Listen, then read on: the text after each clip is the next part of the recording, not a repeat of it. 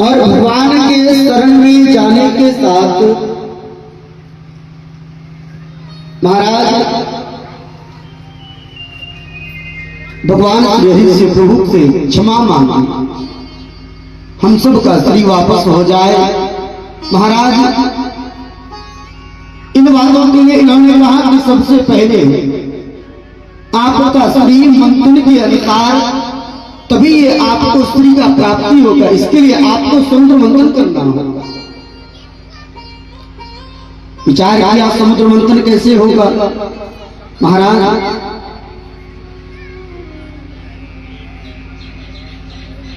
महाराज दैत्यों के गुरु शुक्राचार्य महाराज आए और देवताओं के गुरु दोनों ने विचार किया, दोनों ने संधि किया कि समुद्र मंथन करने के समय जो भी रत्न निकलेगा दोनों बराबर में बांट लेंगे।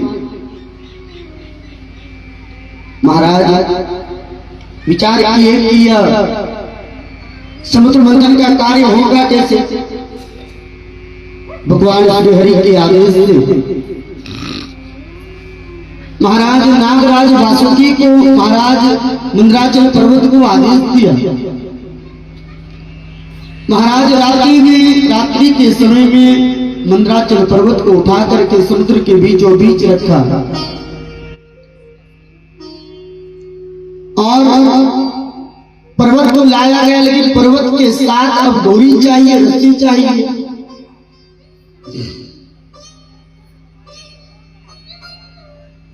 ये रस्सी कैसे प्राप्त होगा। पुनः भगवान ने नागराज वासुकी से प्रार्थना की कि आप डोरी बनकर के आप चलिए और जिस समय अमृत निकलेगा उस समय आपको भी अमृत दिया जाएगा। समय आने के साथ नागराज वासुकी भगवान श्री हरि के आदेश से तैयार हुए। समुद्र मंथन का कार्य प्रारंभ होने वाला था, प्रारंभ किया गया, शंख ध्वनि किया गया। पहले देवता नागराज वासुकी के मुख की तरफ लगे और दैत्य महाराज जितने भी दैत्य थे नागराज वासुकी के पूंछ के भाग साइड में थे। लेकिन सरकार दैत्यों ने सोचा ये पीछे का भाग अशुद्ध है, सो महाराज बीच में ही मंथन को समुद्र मंथन के कार्य को छोड़ दिया। फिर से महाराज दोनों में संधि किया गया और दोनों में संधि करने के बाद फिर से समुद्र मंथन का कार्य को प्रारंभ किया गया। इस बार से समुद्र मंथन का कार्य प्रारंभ हुआ। देवतागण नागराज वासुकी के पीछे भाग की ओर पूंछ की तरफ लगे और जितने भी दैत्य थे नागराज वासुकी के मुख भाग की साइड में लग करके समुद्र मंथन का कार्य प्रारंभ किया। महाराज जैसे ही समुद्र मंथन का कार्य प्रारंभ हुआ था, अभी कुछ देर समुद्र मंथन प्रारंभ हुआ था, मंदराचल पर्वत समुद्र में दबने लगे, डूबने लगे। अचानक से सारे देवताओं ने सोचा, दैत्य ने सबने मिलकर के सोचा अगर ये पर्वत समुद्र में समा जाएगा तो फिर मंथन कैसे होगा।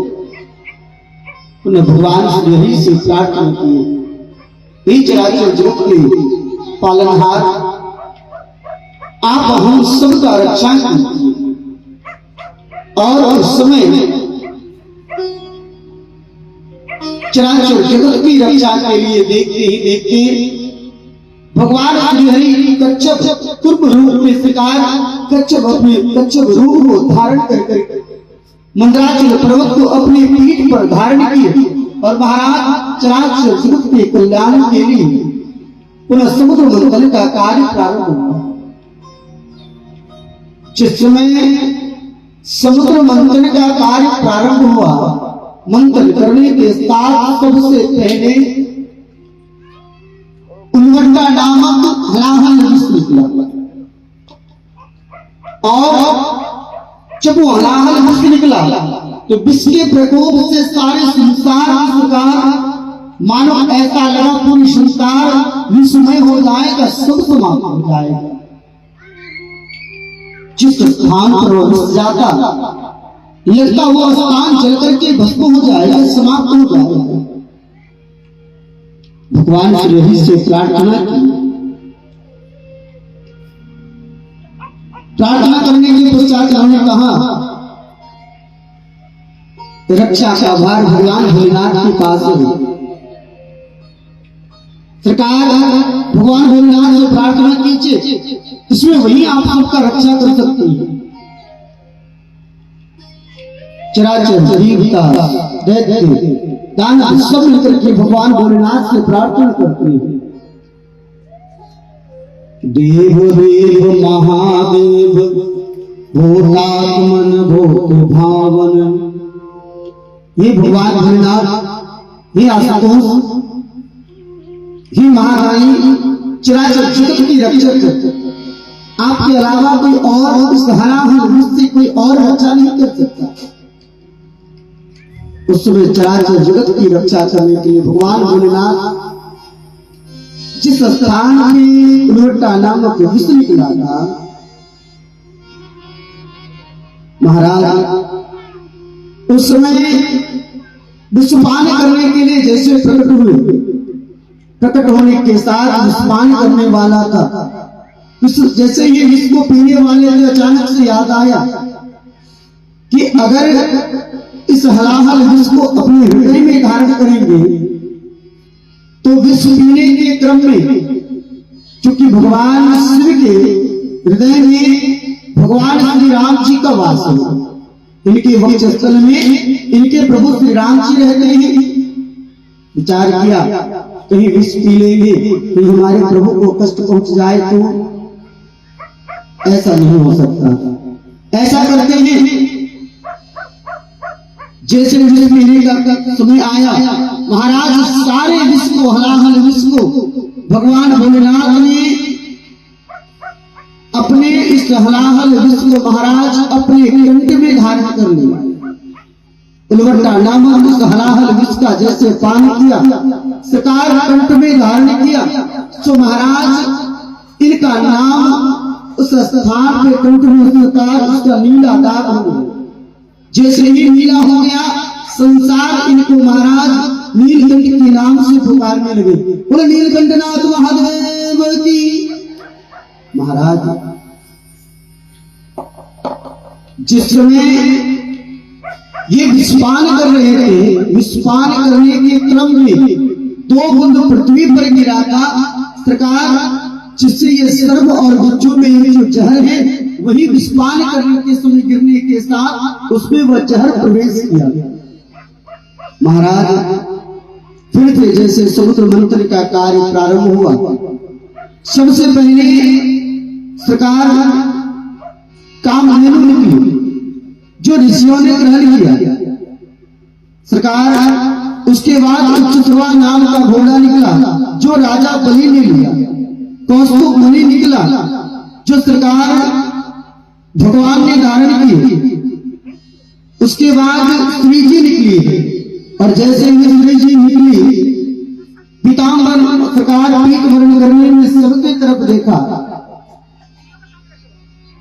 पहले दुर्वासा ऋषि के तरफ देखा, श्री जी ने देखा, अरे सरकार ये तो अत्यंत क्रोधी है, इनके पास कैसे रह सकते हैं। उनके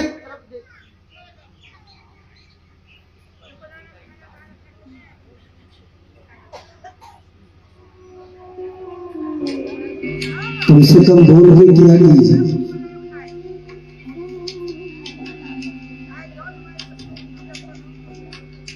वृंदावन बिहारी लाल की।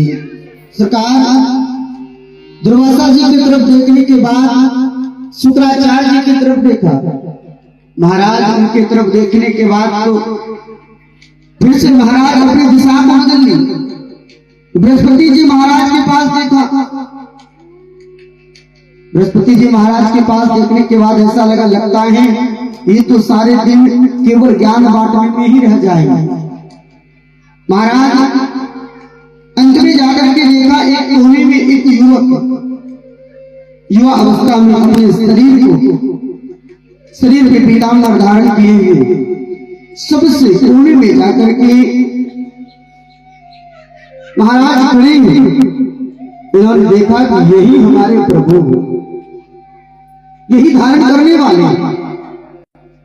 सारे सभा के बीच उनके गले में माला डाले और माला डालने के साथ भगवान के साथ धाम को गए। समय आने के साथ सरकार अंत में सरकार एक सुरा नाम का मदिरा निकला जो दैत्यों ने लिया। सुरा नाम का मदिरा को धारण करने के बाद तो पश्चात धन्वंतरी देवी अमृत के कलश को लेकर के और जैसे अमृत के कलश को लेकर के निकले, दैत्यों ने इसे बलपूर्वक छीन लिया। बलपूर्वक छीनने के बाद सारे देवताओं में हलचल मच गया। जिस कार्य के लिए हमने समुद्र मंथन का कार्य प्रारंभ किए, सुखदेव जी को प्रणाम कीजिए। सरकार, जिस कार्य के लिए हमने समुद्र मंथन का कार्य को प्रारंभ किए, अगर वही हमें प्राप्त ना हो तो सरकार फिर ये समुद्र मंथन करने से क्या मिलेगा? समय आने के साथ समुद्र मंथन के कार्य में सरकार जैसे ही अमृत के भाग को लेकर के दैत्य ने देखा, अपने में सरकार सारे दैत्यों ने विचार किया पहले हमको पीना है, पहले हमको पीना है। इधर देवता सरकार घबरा गए, अब तो अन्न मिलेगा नहीं, दैत्यों के पास चला गया। भगवान से पुनः प्रार्थना की, हे प्रभु आपके अलावा कोई और रक्षा नहीं कर सकेंगे। चराचर जगत की प्रमाता हम जानते हैं कि आप ही मेरे रक्षक हैं, आप ही मेरा रक्षा कर सकते हैं। उस समय सरकार चराचर जगत के सबको रक्षा करने के लिए, सबका रक्षा करने के लिए सरकार भगवान श्री देवी मोहिनी का स्वरूप को धारण किया। और जहां पे देवता, जहां पे दैत्य अपने में क्लेश कर रहे थे, उस स्थान पर गए, उनके सामने से जैसे जा रही थी, चूंकि देवी मोहिनी का स्वरूप ऐसा था जो भी देवी से मोहित हो जाता है। दैत्यों के नजर जैसे उसमें पड़ा, कहे देवी आप कौन, और आप जो मेरे सामने से जा रहे हैं, आपसे एक निवेदन है, एक विनती है। हम सब दैत्य आपस में कलेश कर रहे हैं, पहले हमको अमृत पीना है, पहले हमको अमृत पीना है। ऐसा कीजिए, आप हम सब के बीच ये अमृत को पिला दीजिए, बराबर के हिस्से में सबको बांट दीजिए। देवी मोहिनी ने दैत्यों से कहा, आपको मेरे ऊपर विश्वास है? आप तो जानते भी नहीं।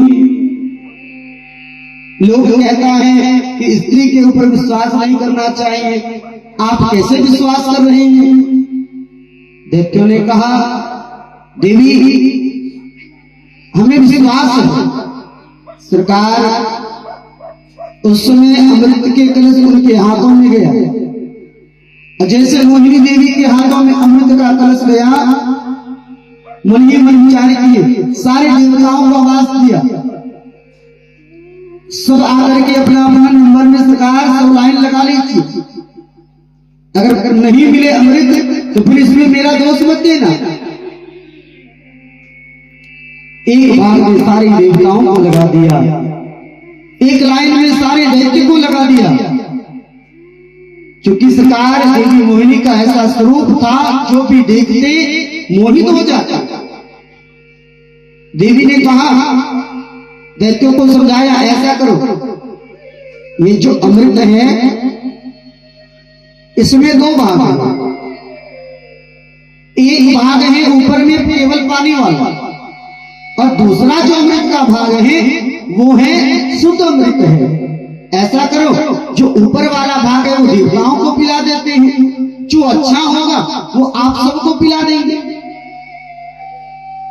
क्योंकि देवताओं को सरकार दैत्यों के महाराज देवी मोहिनी का ऐसा स्वरूप था, जो भी कहता उसी में कहता हाँ। अमृत पिलाने का समय आया, एक एक करके सारे देवताओं को पिलाते गया। एक दैत्य को शंका हो गया। राहुल नाम का एक दैत्य था। इन्होंने सोचा लगता है कि देवी हमसे छल कर रही है।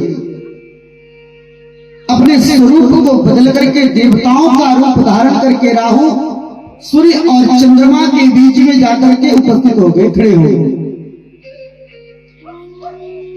एक कतार से अमृत पिलाते पिलाते जैसे उस स्थान पर पहुंचा, उनके हाथों में दिया। जैसे अमृत का पान अभी उन्होंने अमृत को पीना प्रारंभ किए थे, अपने दिव्य दर्शन से देखता है ये तो दैत्य है, और कहीं अगर ये अमृत का पान हृदय में ले लिया तो ये अमर हो जाएगा। ऐसा महाराज जैसे इन्होंने देखा, महाराज तीव्र गति से सुदर्शन चक्र को आदेश दिया, उनका सुदर्शन से अलग कर दिया। दो भाग हो गया, एक का नाम राहु और दूसरा का नाम केतु हो गया। सरकार जिस समय इनके भाग को सरदड़ से अलग किया, खंडित हुआ, दो भाग हुआ, तो उस समय अमृत पीने के क्रम में राहु के मुख होते हुए, गले के होते हुए 2 बूंद अमृत का धारा पृथ्वी पर गिर गया, और यही 2 बूंद पृथ्वी पर गिरने के बाद एक बूंद लहसुन और दूसरा प्याज का प्रकार हुआ। लोग कहते हैं कि लहसुन प्याज का भोजन बना हुआ भगवान को भूख क्यों नहीं लगता और क्यों नहीं खाना चाहिए, तो ध्यान से सुनिए। सरकार आपको लहसुन प्याज थोड़ा कम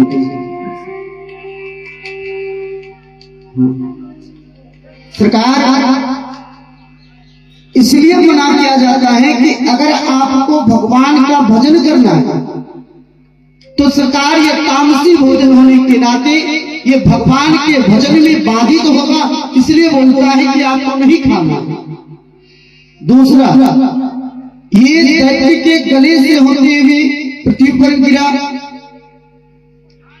आप अपनी बातों में कहते हैं ना कभी कभी किसी को, फलाना व्यक्ति राक्षस जैसा, फलाना व्यक्ति राक्षस जैसा करता है। सरकार असल में उसमें वो तामसी भोजन की प्रवृत्ति है, जो सरकार उस प्रकार का भाषा वो बोलता है। आपको भगवान की भक्ति प्राप्त करना है तो ऐसे विशुद्ध भोजन से आपको दूर रहना होगा। भगवान को प्राप्त करना चाहते हैं तो तामसी भोजन से सरकार आपको दूरी बनाना होगा। और दैत्यों के गले से जब जूठन हो गया तो सरकार जो दैत्य प्रवृत्ति वाला असुर जाति वाला भोजन होगा, क्या वो भगवान को कभी स्वीकार्य होगा? इसके लिए आपको सरकार निर्मल साधारण शुद्ध विचार सात्विक भोजन को ग्रहण करना पड़ेगा। वही सरकार इनके मुख के द्वारा गिरा गया। सरकार जो पृथ्वी पर गिरा तो सरकार ये लहसुन और प्याज हुआ। समय आने के साथ देवताओं के ऊपर कृपा किए, सबको अमृत पान कराया। अमृत पान कराने के बाद एक बार भगवान भोलेनाथ प्रभु श्री हरि से प्रार्थना की, आपसे एक बात पूछना है, एक विनती है प्रभु। भगवान श्री हरि ने बताया, बताइए तो प्रभु मेरे लिए आदेश क्या है? इन्होंने कहा, आप जो मोहिनी स्वरूप को धारण किए थे, एक बार उस स्वरूप का मुझे भी दर्शन करना चाहता, मुझे भी दर्शन करना है। तो सरकार अगर मोहिनी स्वरूप का दर्शन करना है तो पहले इन्होंने शर्त दिया कि देख लीजिए मेरे इस स्वरूप को जिसने दर्शन किया है सरकार वो मोहित हो गया है, कहीं ऐसा ना हो जाए कि आप मेरी तरफ दौड़ पड़े। सरकार जैसे ही इन्होंने प्रार्थना की है प्रभु आप उसके लिए निश्चित रहिए, आप जो कहेंगे वही होगा। समय आने के साथ मोहिनी स्वरूप को जैसे ही दर्शन कराने लगे सरकार